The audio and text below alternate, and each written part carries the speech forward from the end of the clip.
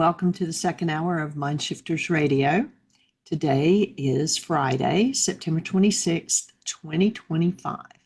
And we welcome you to the show. And I'm going to say, welcome, Michael. Thank you, dear heart, and welcome, everybody. Honored and delighted that you're here. You get to move forward to the next level of this conversation on understanding this energy system in which we live, move, and have our being. And so I'd like to just start out by opening the phones and see what anybody has to share. Anything happening that you're filled with questions about that we can support you in? An experience to share? Oh, I just had a little tiny head just pop over onto my shoulder. He's been sleeping beside me. And he just rolled over. He heard Papa's voice and decided to get moving here. He's been asleep for the last hour or so. Hey, Lincoln. Hey.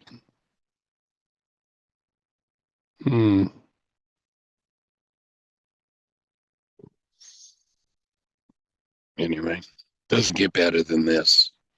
This little head comes over and rolls on my shoulder and then opens his eyes and grins with this big, wide, toothless, toothy smile. It's pretty amazing. So how's everybody doing? Anything exciting happening? Hey, Terry. Michael. Welcome. Yeah, doing great. Thank you.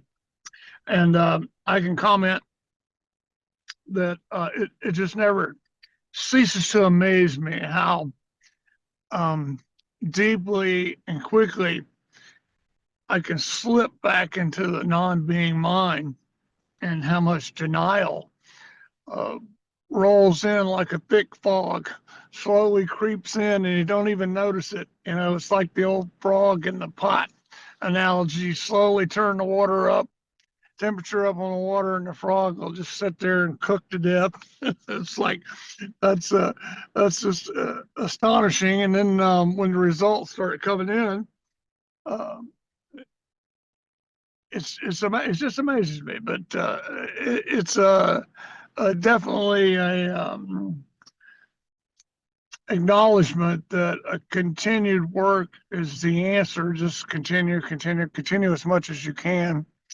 And one thing that I'd been thinking on over the last few days was I wanted to hear your explanation of reactions you get from people, the three reactions, and how that unfolds a lot of times when people are discussing possibly doing the work, you know, and that they come up with those. There was three that you used to always kind of account, like, oh, that's great, let's do it. One is, oh, that's nice for you. And I think the third one was like, I'm out of here, or something like this, some version of that, you know.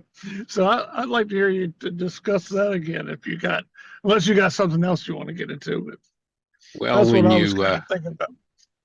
Yeah, when you invite people to start looking at their own internal dynamics, it's pretty amazing.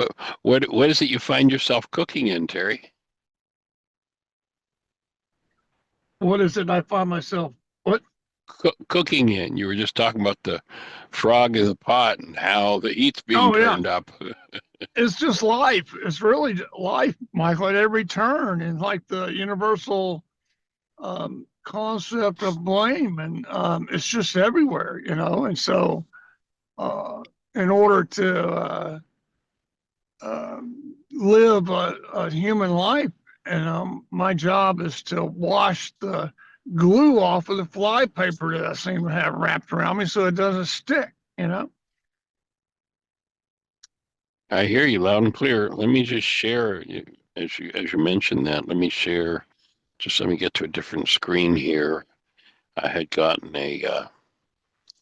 someone had contacted me with a message. Someone had done the work actually many years ago and had a very traumatic thing happen in their lives and has not been engaged with the work for several years. And so I had sent them the video on forgiveness. on why is this happening to me again and how the forgiveness process operates. And then I sent him a copy of the PowerPoint that Bill Costantino did. And here's the note that I got back. I love the PowerPoint on forgiveness, but I can't stop wondering why this is so complicated and unknowable. Interpreting the way to actually understand this process is a worthy goal I hope I can reach, and that you can reach with everyone on the planet. And when I first spoke to her and she mentioned this idea of how complicated it is, I repeated the idea that I put in my book, 20, getting not far from 30 years ago now, when I published Why Is This Happening to Me Again? And that is that to a complicated mind, the truth is complicated. To a simplified mind, the truth is simple.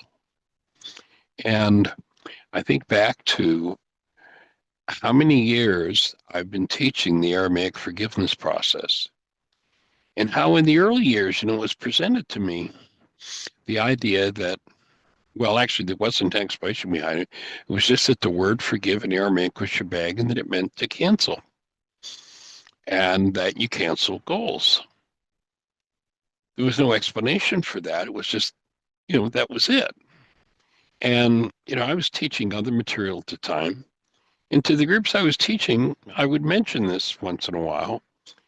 And over a period of time, I had people who came back to me and say, no, I've been doing that goal canceling thing. That's really powerful. And I kind of went, well, oh, really? Oh, okay. It hadn't particularly impressed me initially, but I continued to engage in it and work with it with people. And it ended up becoming really the focal point of the bulk of my life's work. And I taught the process of Aramaic forgiveness for 35 years before I understood what was going on. I mean, it worked. It was just, people would feed back to me, this works, like, this is amazing. I didn't know why or how it worked, but when I got enough of that feedback, I became more and more engaged in the Aramaic and more engaged in the forgiveness process. There were times over the years, I remember one time in particular, I was invited by the government in,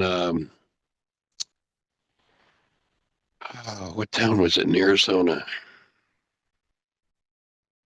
Anyway, whatever it was invited to one of the major cities in Arizona, and they asked me if I'd do this workshop for 3 different groups. So on one day, I taught it to the police department, I taught it to the fire department, and I taught Why Is This Happening to Me Again to the city workers.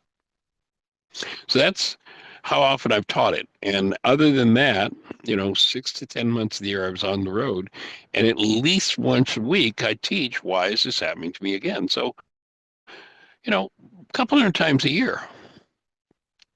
And my mind had so complicated it that I could not explain why it worked. I would just say to people, here, try it, watch what happens. And people come back and go, that's amazing.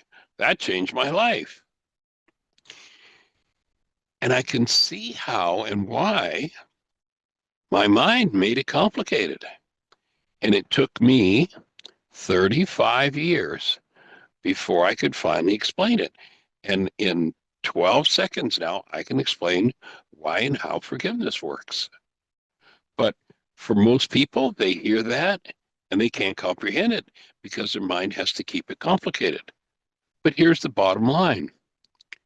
The constructs of our mind perception are made of small bits of data driven by or called into activity by our goals. When you shabag or cancel, what the Aramaics called forgive a goal, when you cancel that goal, that perception collapses. When it collapses in on its own footprint into your unconscious, and you get to bring your unconscious pain and trauma to the presence of love, and it heals. There it is. There's forgiveness in a nutshell. But most people have to play with it for years before they can comprehend that. And, I mean, I literally could not explain that. You were around the work before I was able to explain it and after I started to be able to explain it. And you probably remember the early days where, I taught it, but I couldn't share what I just shared with you. I couldn't share that goal drives perception. Cancel goal, perception collapses. Pain is based in perception. Collapse perception, you get to access the underlying data. If you bring it forward in the presence of love, it dissolves. That's forgiveness. So it's interesting, and this person actually, who wrote back to me, is a woman who came to Heartland several times over the years, and she actually lived in Florida. And I can remember in the early days, one of the early workshops that she came to, she was someone who was kind of high on the totem pole in the business world. She'd worked very hard to become wealthy. And actually, she came to an intensive at Heartland, and one of her complaints was, I'm in a building where I'm sharing a bathroom with 9 other women, and I've worked hard all my life so that I can have my big, beautiful house in Miami where I have, if I remember correctly, I think she had 4 bathrooms. And she said, and I can go to whichever bathroom I want to anytime I want.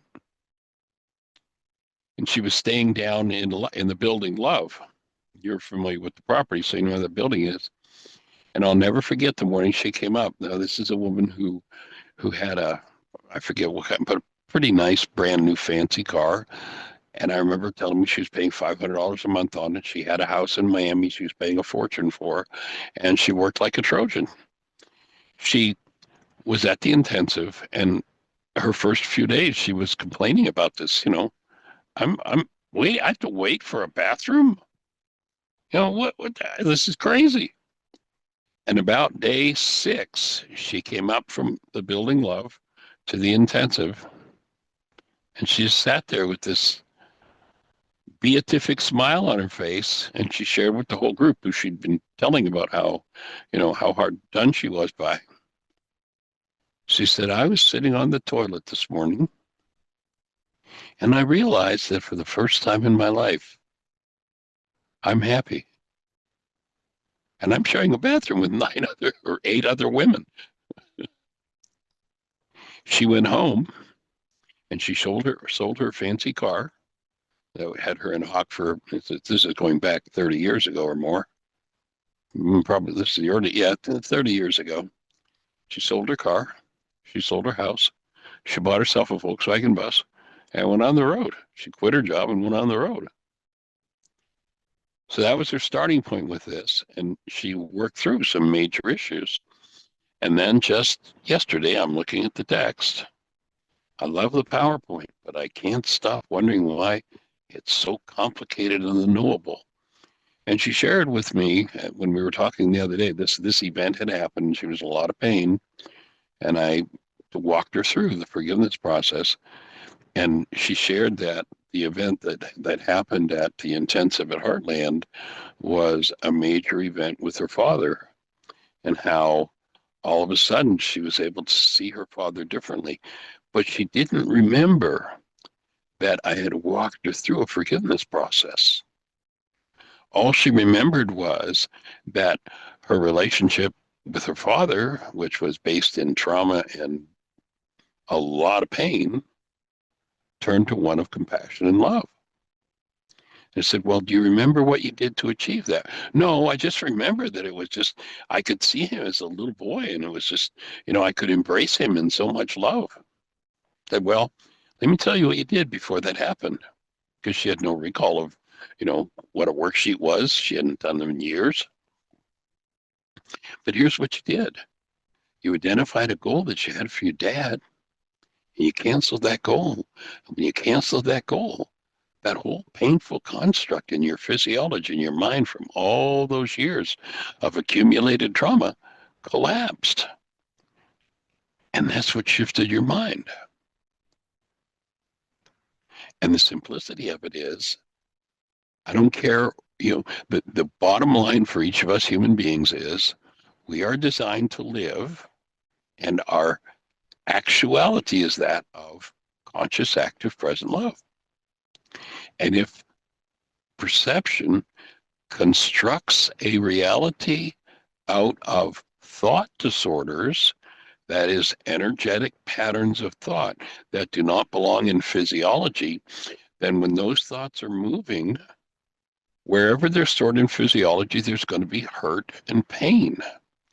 And the resulting construct, because the human mind turns thoughts into pictures, that's what it's designed to do. The human mind turns thoughts into pictures. When those painful thoughts are moving, then pictures that match the pain come forward. But they're driven by goals. And when you cancel the goal, that construct collapses, and you get to deal with that genetic memory and the next genetic memory and the next one and the next one and the next one. And most of the trauma that most of us live out of on a day-to-day basis never actually happens. Now, it does in some cases. There are, physical, mental, emotional abusers and abuse that does happen. But when somebody says, well, Bill called me on the phone and man, he hurt me so much with what he said. Excuse me, that never happened. Yes, Bill called on the phone and he said thus and so. But the hurt was all about the content of your own mind. It's really very simple. Notice, take a look at the goal you had for Bill. Well, I wanted Bill to speak with me lovingly, gently, and respectfully. Okay, cancel your goal for Bill to do that. And guess what? The construct of the mind collapses in on itself. And if we bring Carl Jung in here, probably the most brilliant psychiatrist of all time, he says, until the unconscious becomes conscious, it will direct our lives and we will call it fate. And if we're in a pained situation, it's because there's unresolved pain content in the mind. Now, as you and I have talked before, you, as I've been, were an early adopter. You were the first one in the family system to pick up the tools and say, I'm going to do something different here. And so you were the one who had to and has to and continues to do the heavy lifting for generations and generations and generations and generations of trauma and abuse and insanity. And until that work's complete, the mind will make up all the stories about what happened out there and how they and then look at what happened. If we can just remember in the middle of our pain and trauma to look for the goal, whatever it is where our focus, our attention is focused on, whatever we're blaming, including ourselves, if we'll look at the goal we hold, cancel that goal in the moment, breathe, and invite Ruka in, then what will happen is that pain construct will collapse in on itself. The breath will deliver love to the tissue, which is sourcing the pain, and the pain will begin its dissolution. Forgiveness is that simple. ABC. Think you could learn to walk on them? Yeah. Say it again. So much easier with it. Say it again, Terry. I think he was talking to someone else. I muted him. Oh, okay. Cool. So anyway, I hope that makes sense and fits and is of an assist to everyone. Any other thoughts, Terry? You still with us? Yes. That's exactly what keeps me going too, is the fact that instead of blaming myself for not being good enough or quick enough or smart enough, the idea, the concept that, I'm opening up everything that's in this genetic structure, that's an explanation my mind can live with for doing the work. It's like, oh, no wonder it's so deep and so broad, and yes, painful, but the pain lessens the more practice of less the pain gets. And just in 4 generations, oh my gosh, so much pain and suffering that I can see right in my immediate family that, it was part of my assignment. I was assigned to this group for a reason, and been blessed with the opportunity to pick up the ball and run with it, as they say. Yep. Exactly. And then when you think about, the 4 generations that you're consciously aware of, and what was going on in the generations before the 4 you're acquainted with that led to the circumstances, the location, and what was going on, or what, the generations that you know of, you start to think about, you know, my dad was brought up in the streets of Glasgow, Scotland, a pretty tough place. And I never understood him until I watched the movie, The Streets of New York. And when I watched that movie, it was just like, oh my God, to have come out. I mean, I've had life so easy. I've never seen anything even nearly that with that kind of trauma in it. Thank goodness. And I have this little face just looking at me, grinning away, big smile. Hey, Lincoln. He's just waking up from a nap. So yeah, when you think about what those generations that we don't know about, like what was going on in the world, World War II, World War One, the Spanish American War, if you're, been in your family system, been in America long enough. And then in order to come to America, what the hell were they running from? Wherever they came from in the world, it's just, there's so much craziness that has happened. And, there's some researchers, a group up in Canada that researches war. And they came up with a figure where they estimate that in the last 6,000 years of traceable history, that 2 billion people have been murdered in war in the world. Take the perspective of 6,000 years of your genetic history. Think about, Jeannie and I watched a film. Oh, this goes back a couple of years, but it was powerful. And it was on different atrocities that happened around the world. And one of them was Napoleon Bonaparte. And Napoleon Bonaparte had wanted to defeat England, and he made a deal with the Tsar of Russia that neither of them would trade with England, so that they would come to their knees. And this isn't, this is relatively recent history. And he finds out that the Tsar, behind his back, starts trading with England. And so he gathers a troop of about, if I remember correctly, it's around 250,000 men on horseback in the late fall to go and make war on the Tsar of Russia. And on that journey to the gates of St. Petersburg, Russia, and their retreat, by the time they get back, 25,000 men survive out of 250,000. Now, when you recognize energetically that if trauma is inflicted on a family member, everybody in the family energetically, whether they know it or not, experiences that trauma. Think about, the 225,000 men and what they went through. I mean, they were going to Russia in the winter. They starved to death. They froze to death. Think about the parents of those men, the children of those men, the spouses of those men, the brothers, the sisters, the cousins. Think of the impact of that.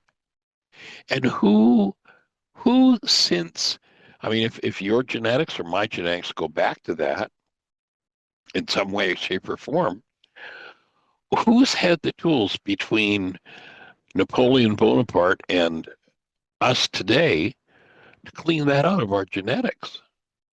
Who had a clue it was there or could even be done?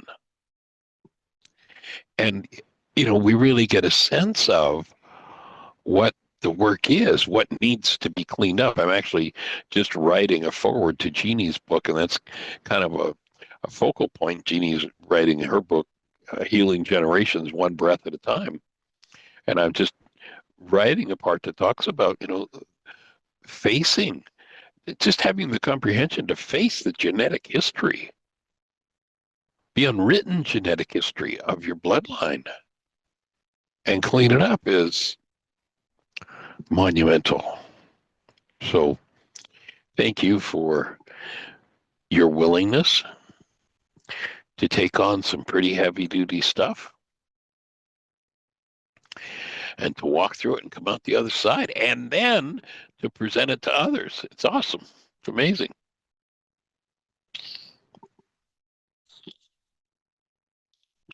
I was just talking to a friend that you had to introduce me to without mentioning any names, but someone that we know who literally sent me a picture a while back of his desk with 2,000 completed worksheets on it. And when he first started doing this work, he was loaded up with antidepressants and psychotropic drugs. And he just dropped me a note just 2 days ago saying, I am taking less drugs. I've been titrating down, cutting back on my antidepressants, and I'm almost clean. It's just like, what he's faced and what he's dealt with. And, to know that that's possible is just, to me, is monumental. And that's what we're here to support everyone in doing.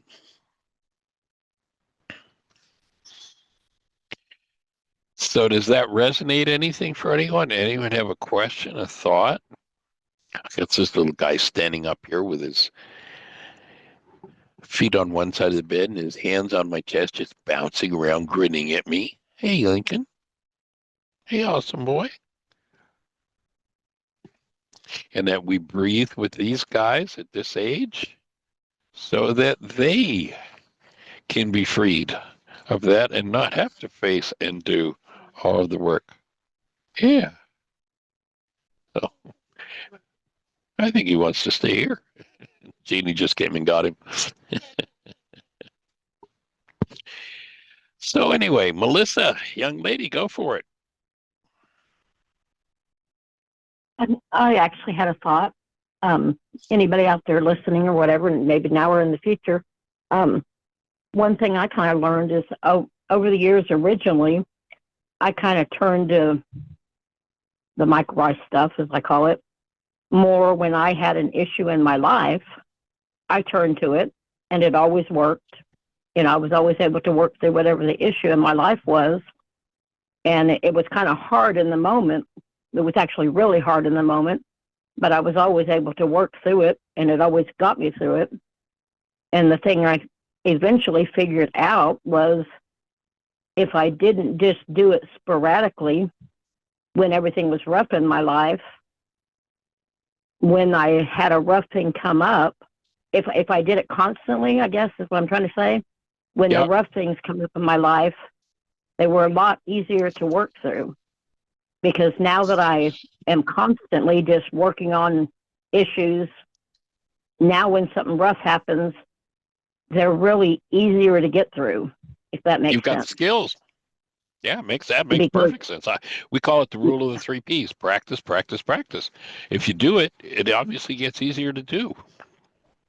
Yeah, and also it's like I guess I just encourage people to just.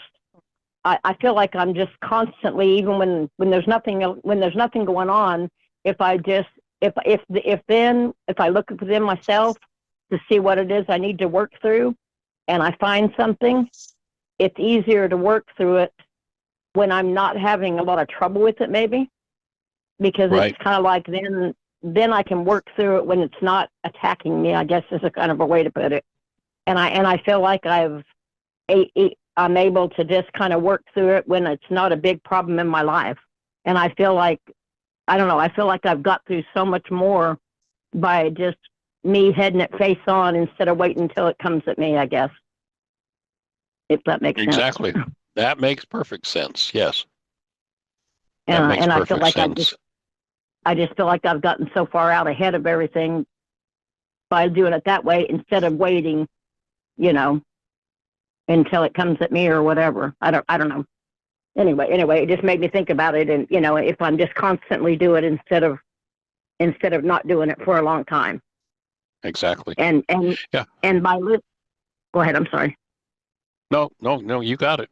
You're right on. I was just going to say, by listening to your shows really, really helps, because every time I listen to your shows, it just seems to bring out something else in me that I think, okay, that's something else I can work on. And then I work on it. It's from a point of view that it's not bringing me down to my knees, so to speak. I can bring it out in a way that it's easier for me to bring it out, I guess, because I almost have got to where I know you always say it's not Dr. Feelgood, but it seems like for the most, every time I work on something anymore, it almost comes easy. Even something that really kind of sneaks up on me and I think, wow, that's rough. It just seems that I work through it pretty easy anymore. And and it just gets easier and easier, And I just suggest for people just to not go long periods of times without working on stuff. And it doesn't mean you have to live your whole entire life around it. Just to not only do it when you think you really need it, to just continually let it be a part of your life, and it just makes your whole life easier, and just in every way, instead of just doing it when you think you need it because something in your life's going bad. Just let it be a way of life, I guess is what I'm saying. Yeah, it's you're right on. And if people would just do that, life would become so much easier. You make me think about, there's a popular song, and I forget what movie it was in. It was kind of a bluegrass song, and the melody line of it, or the title actually, and the melody line of it is "A Man of Constant Sorrows." And you think of, I talked about war and the happening in France with Napoleon, but it's not that long ago in the history of the world, like a few generations ago, and people didn't name their babies until they were 4 or 5, and they figured there was a pretty good chance they were going to live. I mean, just put that one fact in mind, that people were so unaware of sanitation, of nutrition, that it was so common for babies to die in the first year or 2 or 3 of their lives. They didn't even name them. Wow. I think of that, of course, here I am holding my grandson who's just turned a year. And I think about, oh my God, what would that be like? And yet that was so common, they didn't even name their babies. What's in our genes? What is it that we need to clean up? And as you're speaking, I think you're really bringing a powerful point forward, and it's something we invite people to do all the time. But most people, and I've seen it happen, that people come, oh, Michael, I have this big trauma in my life. Help me, and they take school and they use it. They go, okay, well, see you later, and they disappear. And I've seen it take 10 years. I think about one person in particular. It took 10 years for them to come back and go, tell me again, what was it you were saying? Like, I'm ready to do some more work again. And unfortunately, And you make a really powerful point, Melissa. Most people do their work when they're motivated by pain. Yeah. I oftentimes, tongue in cheek, will say, yeah, the purpose of pain is to make our ears grow, that we get to hear what it is we're doing to ourselves. And of course, the other option, the one you've chosen and that you're pointing out so powerfully, is you can do it by choice. You don't have to wait to be, kicked right square in the deepest pain to say, I think I'll pick up the tools and put them to work in my life. So good point. Thanks for making it. Yeah. Oh, brother, where art thou? I think it's the movie you're Oh, talking brother, about. where art thou? That's it. Yeah. Yeah. And A man of constant sorrows. yeah, that's a great song. And Great movie too. and really everybody out there, and it makes your life better in every aspect. I mean, when you do it over one problem you're having, it fixes that problem. But when you do it constantly like this, it makes every aspect of your life better, just all the way around. Because when every little problem, not even problem is a better way to put it. Every little time you just do a worksheet and you fix little things that weren't even bothering you in your life. I've just noticed it just fixes.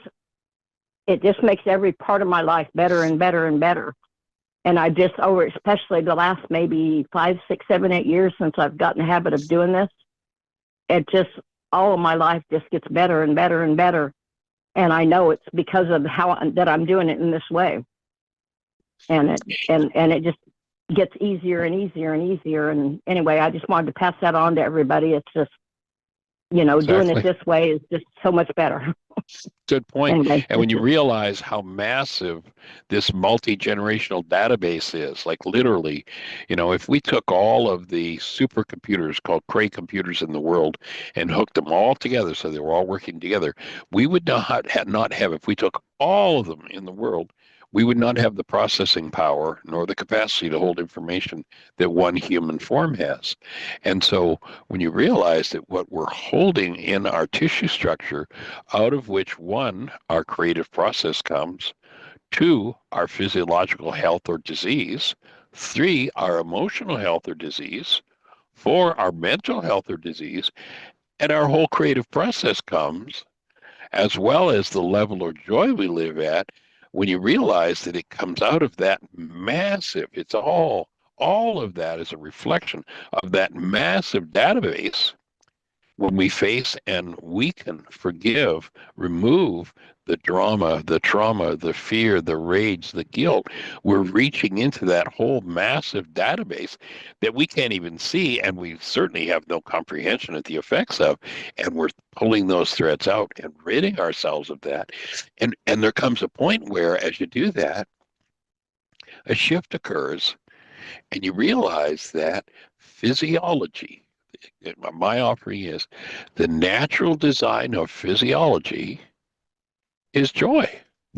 That's what we're designed for. And if we're not experiencing it, it's because we filled the database with crap that doesn't belong there. And of course, if you have any doubt about that, say, yeah, sure, Michael Ryce.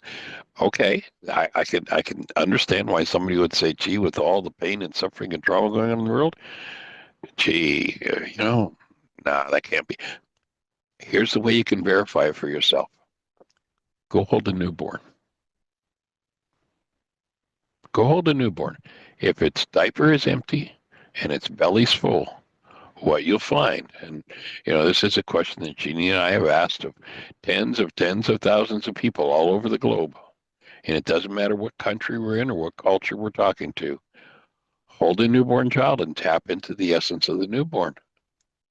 And everybody's answer for the essence of the newborn is some variation on the theme of love, of sweetness, of miraculous, of joy. That's our natural physiological state.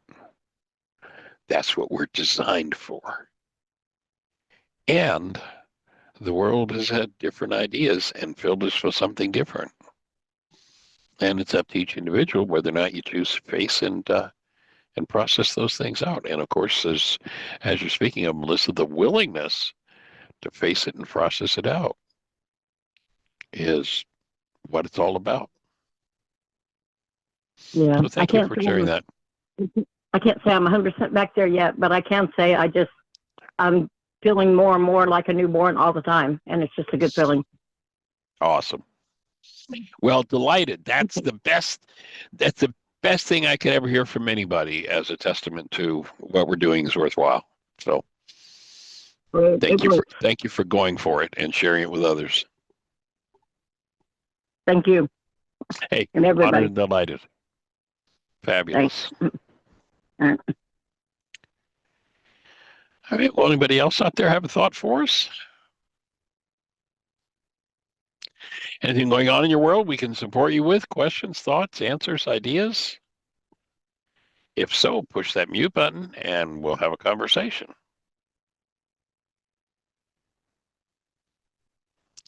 Otherwise, I had a few thoughts I was going to share, and moving in the direction of this comprehension, kind of, Melissa, with what she was saying, sort of led into understanding the physics behind every experience that we have.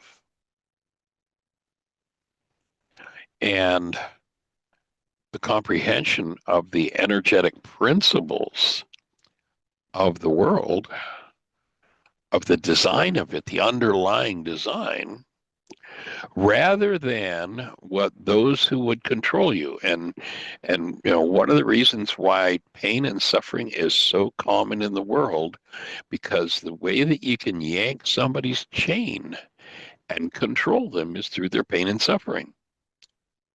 So those who feel weak and helpless will inflict pain and suffering on others, so that anytime they think they need to, they can yank their chain and pull that person back in to their realm of influence through their pain and suffering. And all pain and suffering is based in engaging in errant energies that never belonged in the human system. And what we're looking to do with these tools is to restore the truth of functioning.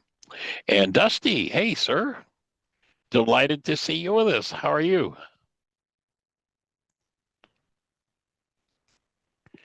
Need to hit your mute button, Dusty, and I think it's *6 on your phone if you're on your phone. Here you go. We got you. Oh, now I got it. Well, gosh darn, 9 looks just like a 6 if your phone's upside down. So, okay. Yeah, I really liked what Melissa had to say, and you summed it up in a way. You used the word joy, and every time I meditate, it seems to come out that the ideal state of a balance of love and consciousness is joy. And for years, I studied a lot of Buddhist stuff, even spent time in a Zen monastery. And a lot of what was going on, especially in the Vipassana things, and God bless them, I mean, it's all good stuff, and it's for clearing the mind and emptying things and blah, blah, blah. And but a lot of it is, how can I say, kind of trying to, this is my interpretation, just off the cuff, but it was a bit like going into your own clear space so you know basically who you are. But a lot of it seemed to me to be a lot like annihilation in a way, or it made sense to a point, but it didn't really click for me. And because I felt like there was a dance in there, there was a reason why all this creation is. And then I read something not too long ago, a contemporary of Yogananda, Paramahansa Yogananda, a guy named Sri Aurobindo, who came up with something he called integral yoga. And his thoughts, which I really like, was, yes, all that the Buddhists and everybody, those folks teach is fine, but it's also about what he called lila, Lila, play. It's the divine play. And we're in this divine play. And I feel like I wanted to point that out because I've known people that have done years of that and just given up on it and gone back to the more of the yogana, the Leela stuff, the divine play. And it's a combination. And I like that because somewhere in here, I want this existence, this creation, this life, this whatever we are, to mean something joyful. I mean, why bother, unless there's something there, certainly to touch the heights of reality as best as we can. But joy, and I'm so glad you used that word. Well, actually, there's and if you search for it, you can find it online still. There was a paleontologist back in the 50s, 60s that was also, interestingly enough, a Catholic priest. But as a paleontologist, he did research, and he actually wrote a very well-known book way back then called The Phenomenon of Man. And he said it this way. He said, joy is the infallible sign of the presence of God. Now, yeah, my take is that's just off one shade because, of course, if that's true, because there's never been a moment when God isn't present, joy would be with everyone 24/7, 365. It just needs one word, and that is joy is the infallible sign of the awareness of that presence. If we'll let ourselves be aware of it, even in the midst, and I can remember as a kid, seeing these pictures of the saints. There's one in particular that I remember still flashes in my mind of this saint who's just get this beatific look on his face. He's on his knees and he's got 3 arrows in his chest. And I go, what? That doesn't make any sense. How can you do that? If we allow ourselves to stay tapped into that in which we live, move, and have our being, then the things in the world that would take us over can't any longer take us over if we'll stay in that awareness.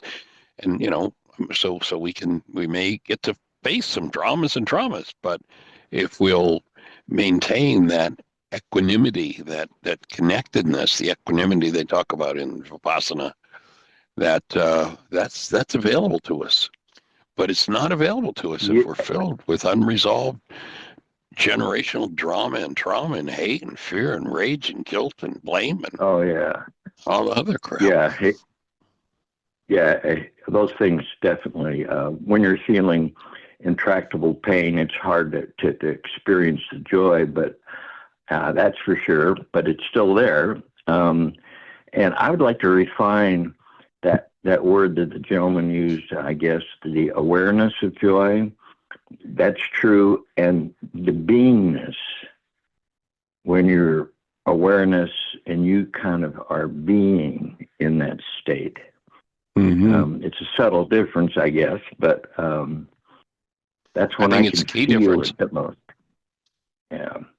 I'm with you. It's a key difference. I'm with you 100%. And we can have our awareness in our heads and the constructs there and the drum and trauma that our eyes show us going on in the world.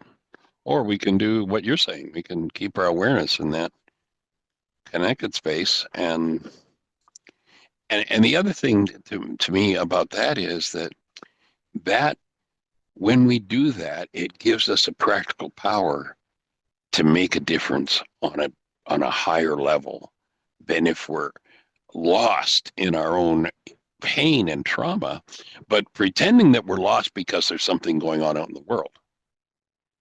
Which most of the world, by about the age of 4, we're all programmed into the one world universal religion of blame. And when we play the blame game, we literally sacrifice our own power. We take it back. It doesn't mean everything in the world's the way we want it to be, but the recognition is there that I can be in this space of I have unsatisfied goals. The way I want it to be is not satisfied, but I can still stay connected to satisfaction unless I'm living in my perceptual mind. And then, that's blown out. And now the world controls us. With Yeshua, that's basically to me when he says, I'm in this world. Hey, I'm here with you, buddy, but I'm not of it. It does not. The constructs of the mind and the events in the world do not make a reality for me, he says, basically. I'm in it. And it doesn't for me either. The cultural conditioning, it certainly has effect, and the combined consciousness on this planet right now, the miasma, is pretty powerful influence. And the way for me to experience more of the joy is to do a little bit what Patrick was talking about yesterday, which I loved what he had to say, and he said it well. You weren't on, I don't think, for the honorable mention that he gave you. What's I think that? you'd left by were you still on? I think you had left by the time he gave you an honorable mention. Oh, well, thank you. I didn't know that. Yeah, He I talked think about I left some of the work about. that's done with. I'm listening. Anyway, I wanted you to know that you got an honorable mention, but I had noticed that you had left. But yeah, that was a powerful conversation yesterday. I felt he was talking about some of the energy work that he'd done with you around the pineal. Yes, exactly, and I noticed that. I was going to leave early because the wind was down and the tide was right, and I wanted to go catch some waves. And the only reason I stayed was to listen to that. And then the wind started picking up, and I went, and I left. And I'm sorry I left out of here when I did. Yeah, because the wind was blowing anyway. It's going to blow. And but yeah, and if I'm moving, because Patrick and I have a background in a certain kind of physiology and a physicality of how to hold yourself and how to move, and the three principles of Aikido, which I studied ardently for years, and I tried to live every day. You saw how the IBS brought me down, but that's another thing. But if I'm moving well and conscious in the moment, every step is gratitude, and with gratitude comes joy. I'm with you. And it's the most natural thing we're designed for. And if we're all hunched over and tensed over, then let's take a breath and take a look, step back and take a look and go, okay, what do I need to do here? And sometimes it's just for me at least, it's just as easy as, Dusty, you know how to do this. Now just do it. And I do, and then I'm okay again. It's when we kind of forget ourselves, don't you think?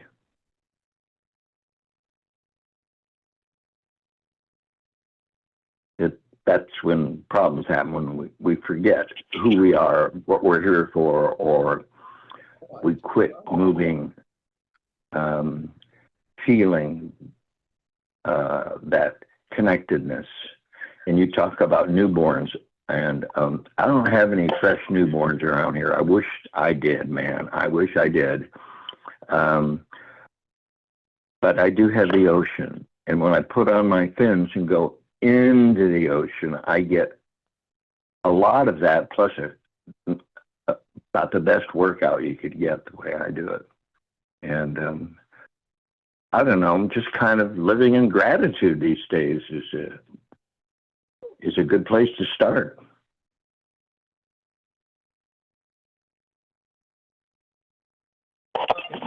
May I join the conversation? Please. All right.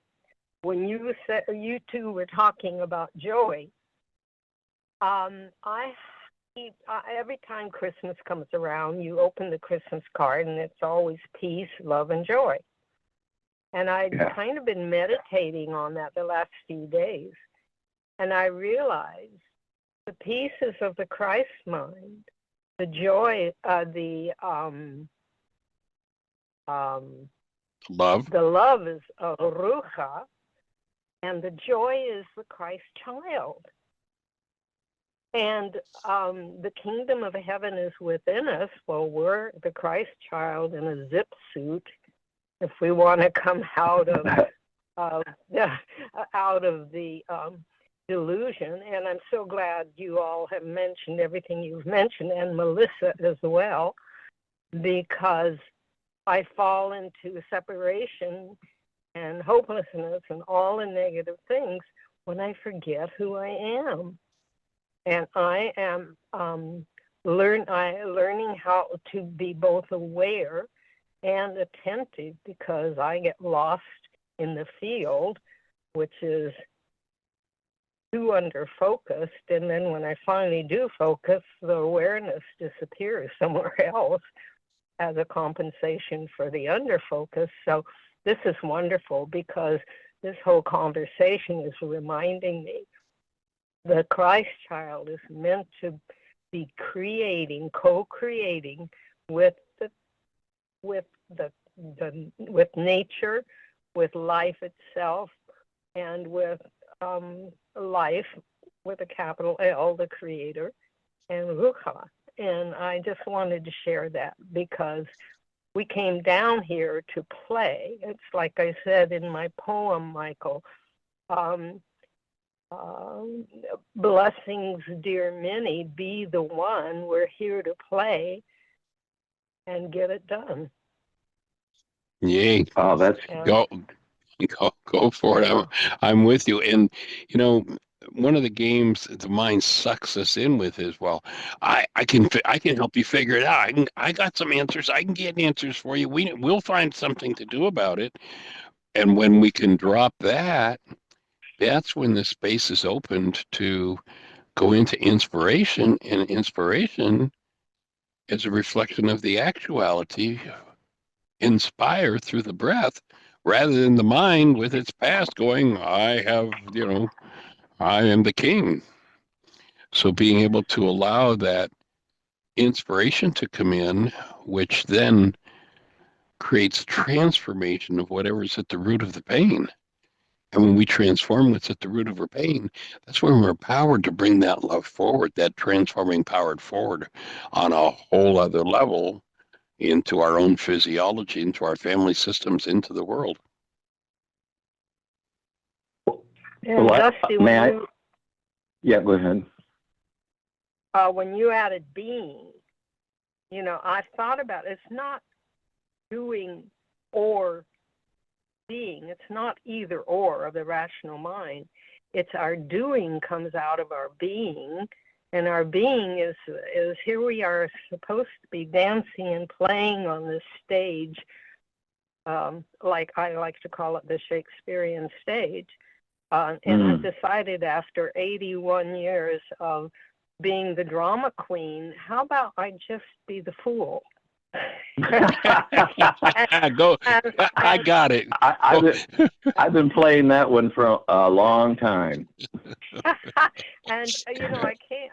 My favorite vest was a jester's vest. You'd think that I would have said, when I had it, but I didn't. And I said, the fool was the only one in Shakespeare's plays that had a clue. And yes, he or she's concern, you was always a he, seemed like, was to keep himself from getting killed in the midst of his trying to tell the truth. John the Baptist. Oh. So keep your head attached. Really. Yeah, there you go. And so I just wanted to share that with you. And I play the fool. I don't even get to play the fool, but I get caught in my authority trap drama. And the Power one person. trigger that will undo, the one trigger that I love with an intense hate is artificial intelligence, because how do you speak to the artificial intelligence when that artificial intelligence is your authority figure? So I thought, I got off the phone with worksheets with Tim yesterday, Dr. Tim, and I said, wait a minute, it's very simple. I can choose to be, I can choose a delusion of separation, or I can just choose to be joy. What if instead of having a meltdown with artificial intelligence, I talk to it sweetly as if it really had a soul? Yeah, exactly. May I say something? Yes, I'm done. Thank you. Yeah, because earlier you were talking about, and you mentioned in several ways in reference, you used the word Christ, and people can believe this or not, but when I was about 1 year old, I died in the hospital that I was born in, and I went back there and died and coded, and was gone for quite a while, and I had an experience with the Christ, and I mean, it wasn't made up. I mean, I was 1 year old, but it was, I remember it. It's not a biological memory, and the center punch of it is Christ consciousness. Is what that's the center punch. Christ consciousness. It's all pervading omniscience, omnipotence, all pervading. But that was it. It wasn't a person or a thing. It was a state of consciousness that was the center point that was creating all this other. So you didn't see it as Jesus Christ, for example, or Buddha or anything like that. You saw it as a consciousness? Yes, I heard the word Christ. I had died, and then this. There was a scene. The scene isn't important, but out of nowhere, this blinding silver white light opened up out of nowhere, just like a Renaissance painting. And right. I mean, it was just pure, unbelievable, beyond love and light. And there was a being, like a man, that stepped out and grabbed me, the baby, and held me and kind of pulled me into that light. And then a second voice said two words I don't even know if I should say or not, but there was no Jesus involved. There was no, I didn't hear Jesus. And I recognized that because I'd been in it as Christ consciousness. Right. It was, and it can From manifest. within yourself, you recognize that it was Christ consciousness. Yes. Am I hearing it? And, yeah. And the being that came out, I will say it. I guess I will say it. A Christ is. I heard three words: Christ, and then I heard almost like an explanation, so I wouldn't get lost in the dogma of the the world later. A Christ. That's how I heard. That's what I heard. You can take it for what it's worth. And then I looked at it further, and I could see that it was about the consciousness, that Christ consciousness, that could manifest for whatever reasons, wherever, however. And I will suggest that that's available by any name to any and all of us. 24/7, 365. Yeah, man. Yep. Cool. Awesome. That's so sweet. That's so sweet. I wanted to say one more thing, because 50% of us or more are females. And I must say there are times when there's a great grief that comes up. It's not really a great grief, but just a sense of the ages where we women have been pretty much eliminated from the equation of the Christ consciousness by all of the masculine domination of the pronouns in sacred writings, all sacred writings, just about. Yeah, all sacred writings, because even in the even with the poor old Greeks going back, the Delphi Oracle of Delphi, there's always a female, beautiful goddess female thing until the males came and took it over. So yeah, I agree. Yeah. So honoring the awesome presence of being, Celinda, that you bring to the world as Yes. a woman. Thank you. And Amen. thank you, because I've never wanted to be a man. I've always felt, and that wasn't because I don't love men. I just felt, my God, if I think I have a hard row to hoe,